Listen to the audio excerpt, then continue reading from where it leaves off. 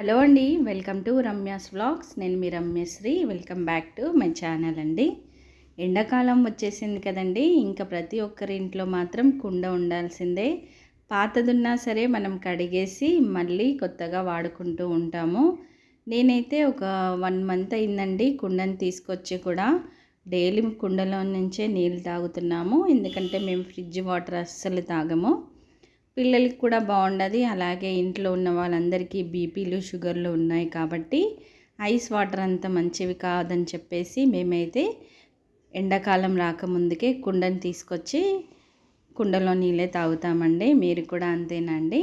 ఇప్పుడు జనరల్గా మనము డైలీ అయితే కుండని కడగం కదండి. కనీసం ఒక 2-3 డేస్ అన్నా, లేదంటే 1 వీక్ ఒకసారన్నా కడుగుతూ ఉంటాం కదా. కుండని డైలీ అంటే కడగాలంటే కుండ పగిలిపోతుందని భయం ఉంటుంది కాబట్టి మనకి ఇప్పుడు కుండ కడగకుండా ఉన్నామనుకోండి, ఒక 1 వీక్ అలాగే వదిలేసామనుకోండి, చుట్టూ మొత్తము ఒక తెల్లటి పూతలాగా పోస్తుందండి. మీరు గమనించారో లేదో, ప్రతి ఒక్క కుండకైతే అలాగే నిమ్మలాగా వచ్చేస్తుందండి.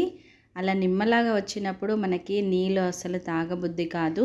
అలాగే ఎవరైనా ఇంటికి వచ్చినప్పుడు కూడా ఏంటి వీళ్ళ కుండ ఇలా ఉంది, కడుక్కోరా అని చెప్పేసి అనుకుంటారు. అలాంటప్పుడు ఈ ఒక్క చిట్కానైతే మీరు పాటించండి.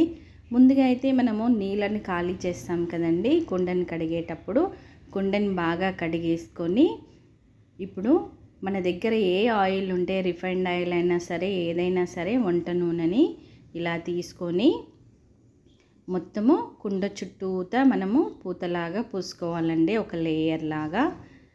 ఇప్పుడు మనకి ఒక 1 వీక్ అయినా కూడా మనకి కుండ నుంచి తెల్లటి పూత అనేది కనిపించదండి.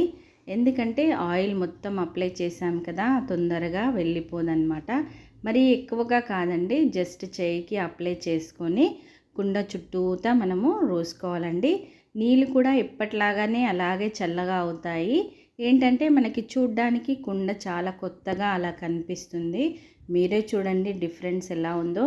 నేను పాత పిక్ తీశాను కదా స్టార్టింగ్లో, అలాంటి కుండ ఇప్పుడు ఇలా అయ్యిందనమాట. మీకు కూడా నచ్చితే ఈ టిప్ని కంపల్సరీ ఫాలో చేయండి. చాలా ఫ్రెష్గా కొత్తగా కనిపిస్తుంది కుండ ఎప్పుడు చూసినా కూడా.